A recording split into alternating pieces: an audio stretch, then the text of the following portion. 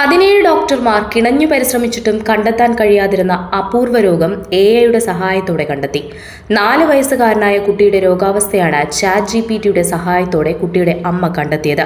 കുട്ടിയുടെ അപൂർവ രോഗാവസ്ഥ തിരിച്ചറിയാൻ കുടുംബത്തെ സഹായിക്കുക മാത്രമല്ല, മറിച്ച് കുട്ടിക്ക് ആവശ്യമായ അടിയന്തര ചികിത്സ അവർക്ക് ലഭ്യമാക്കാനും ChatGPT സഹായിച്ചുവെന്ന് റിപ്പോർട്ടുകൾ സൂചിപ്പിക്കുന്നു. UAE സ്വദേശിയും 4 വയസ്സുകാരനുമായ അലക്സിനാണ് അപൂർവ രോഗാവസ്ഥ കണ്ടെത്താൻ AI സഹായവുമായി എത്തിയത്. അലക്സിന്റെ അമ്മ കോട്നി 3 വർഷത്തോളമായി രോഗം കണ്ടെത്താൻ പരിശ്രമിക്കുകയായിരുന്നു. ഇതിനിടെ 17 ഡോക്ടർമാരുടെ സഹായവും തേടിയിട്ടുണ്ട്. എന്നാൽ അവർക്കൊന്നും കുട്ടിയുടെ യഥാർത്ഥ രോഗകാരണം കണ്ടെത്താൻ കഴിഞ്ഞിരുന്നില്ല. COVID-19 വ്യാപന കാലത്താണ് അലക്സിൽ അസാധാരണമായ ചില ലക്ഷണങ്ങൾ കോട്നി ശ്രദ്ധിച്ചു തുടങ്ങുന്നത്. സ്ഥിരമായ പല്ലുവേദന, വളർച്ചാ മുരടിപ്പ്, ശരീരം ബാലൻസ് ചെയ്യാൻ കഴിയായ്ക തുടങ്ങിയ പ്രശ്നങ്ങളായിരുന്നു അവർ കണ്ടത്. നിരവധി ഡോക്ടർമാരുമായി കോട്നി മകന്റെ രോഗവിവരം പങ്കുവച്ചു. തുടർന്നാണ് AIയുടെ സഹായം തേടാൻ തീരുമാനിച്ചത്.